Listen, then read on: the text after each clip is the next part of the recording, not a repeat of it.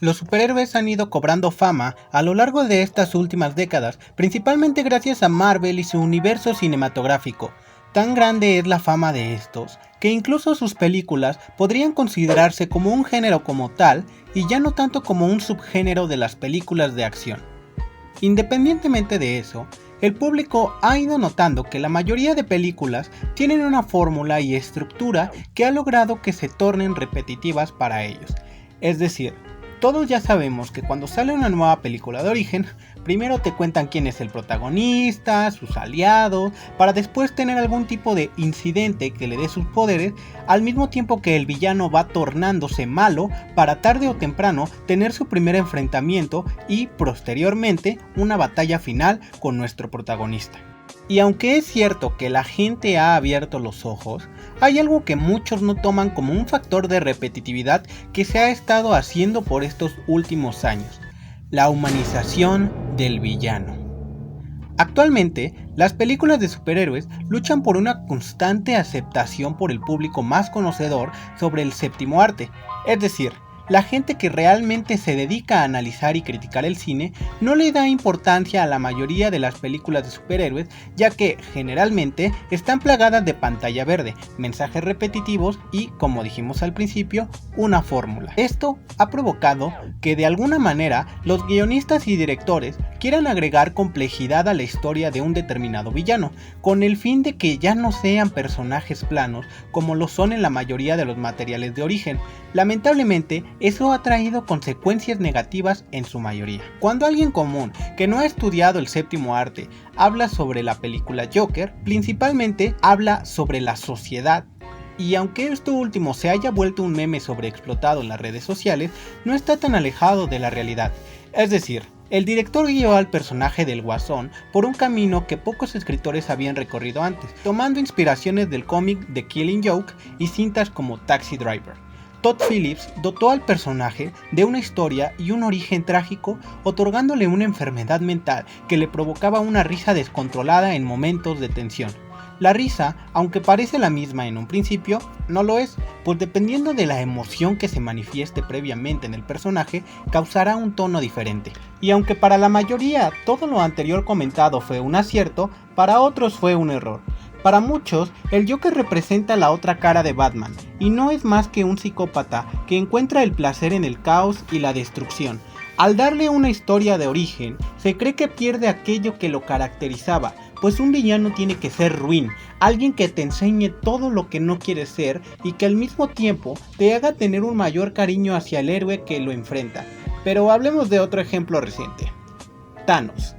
Cuando Thanos se nos fue presentado en aquella escena postcréditos de Avengers, muchos, incluyéndome, no teníamos ni idea de quién carajos era, pues raramente habíamos leído un cómic de superhéroes. Sin embargo, teníamos algo claro: era un ser al que Loki le temía, y por lo tanto era muy peligroso. Además, él fue el responsable de la destrucción de Nueva York y la casi muerte de Iron Man. Conforme avanzaron las películas, descubrimos que su objetivo eran las gemas del infinito y que las usaría posiblemente para dominar el universo. Una motivación cliché, quizás, pero aún faltaba bastante para conocer el porqué de sus motivaciones. Y fue ya hasta Infinity War que descubrimos que era porque quería traer equilibrio al universo. ¡Wow! ¿En serio? ¿El tipo que destruyó a sangre fría muchos planetas tenía buenas intenciones y debemos creerle solo porque su planeta se fue a la extinción? No sé ustedes, pero para mí un villano no tiene por qué ser un incomprendido por el mundo, simplemente alguien que guste de ser egoísta y cuyos planes, si bien sean clichés, pongan en apuros a nuestros héroes con el fin de tener batallas épicas entre el bien y el mal. Darle la razón a un villano provoca muchas veces un dilema en el espectador, que le hace cuestionarse si realmente los héroes están velando por el bien o simplemente son egoístas. Aunque todo lo anterior sea para remarcar que no hay blanco y negro en el mundo real, el mismo concepto de profundidad que tienen los orígenes de los villanos se ha vuelto un cliché en sí mismo. La razón por la que mi villano favorito de la primera trilogía de Spider-Man es el Duende Verde es porque, a diferencia del Hombre de Arena y el Doctor Octopus, este creaba destrucción sin precedentes y lo hacía de una manera que no se sentía forzada. Y aunque tenía una conexión y lazo cercano a Peter Parker, no era un genio incomprendido que velaba por el bien de la humanidad, sino por intereses propios con el fin de salvar su compañía. Y claro que Venom pudo haber sido un buen villano, pues sus motivaciones eran la venganza contra el que creyó que le había arrebatado su vida como la conocía. Pero al final, pues... Miren, no me malentiendan. No digo que esté mal darle una historia más profunda a un villano, pero dejen de humanizarlos tanto. Si su intención es generar tensión dramática, hay otras formas de hacerlo que están bien. Mi miedo es que el día de mañana que se estrene Venom 2, Cletus Kasady no sea un psicópata genocida y lo conviertan en alguien que asesina porque tuvo una infancia difícil y por ello debemos empatizar con él, tomando claramente inspiración en Joker. Mi problema es que en ese afán de querer crear un personaje tridimensional, terminan volviéndolo un cliché que día a día es más recurrente en este tipo de historias y pueden incluso percibirse como pretenciosas. Es decir, claro que una cinta de superhéroes puede tocar temas serios e incluso ser innovadora, pero si no lo es, ¿automáticamente se vuelve mala? Y aquí es donde abordamos otro pequeño subtema, los villanos como protagonistas. Aunque Avengers Infinity War tenga el título Los Vengadores, y creas que ellos son los protagonistas, en realidad quien se lleva el protagonismo es Thanos. Pues al no haberle dado un origen claro, los directores y guionistas tuvieron que darle más tiempo en pantalla para que el público pudiera sentirse identificado con él. Y aunque es interesante el choque de ideales entre los superhéroes y el villano, no podemos negar que Thanos es un genocida y cualquiera que comparta su ideología debería checarse con un especialista de la salud mental. Pero entonces, ¿cómo debe escribirse un buen villano? Porque claro, pueden decirme que yo no soy un guionista y simplemente soy una persona cualquiera hablando tontería y media en YouTube. Y es cierto, pero como consumidor estoy cansado de esa fórmula que se está volviendo repetitiva. Creo que un buen villano es simplemente aquel que hace sacar lo mejor del protagonista, lo mejor de nuestro superhéroe favorito, esa fuerza interna que lo hace levantarse una y otra vez. Y esto no quiere decir que no pueda poner en duda al héroe, pero sin duda alguna, un villano, lo que es un villano, no nos hace dudar de nosotros mismos, porque nosotros somos espectadores que han visto tanto la perspectiva del héroe como la del villano.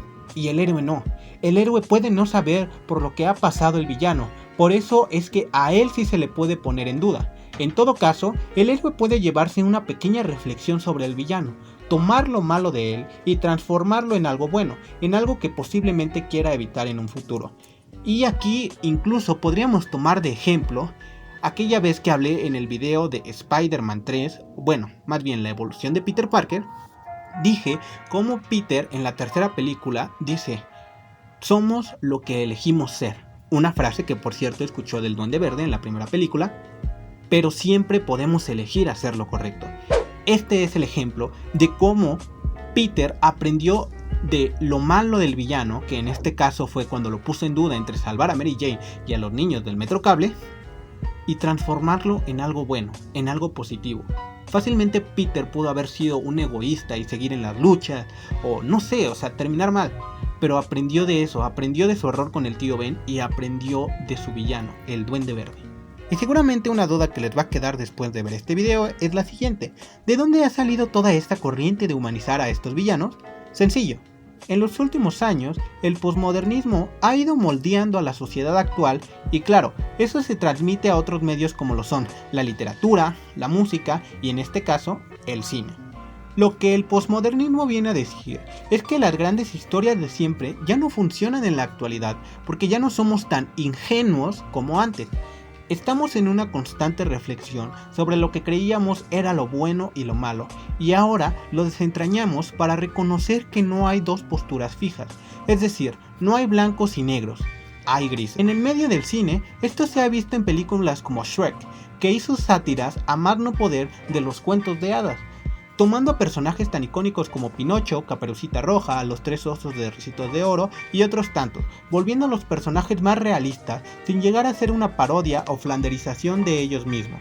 Pero me estoy desviando del tema. El problema con esta posmodernización y la humanización de villanos que vino con ella es que estamos deslegitimizando relatos que nos han dotado de cultura a través de los años y que nos han llevado a lo que somos hoy en día. Y no No está mal humanizar a un villano como tal, porque como dije anteriormente, la sociedad actual está en un constante dilema sobre blancos y negros, está en un constante cambio y una autorreflexión.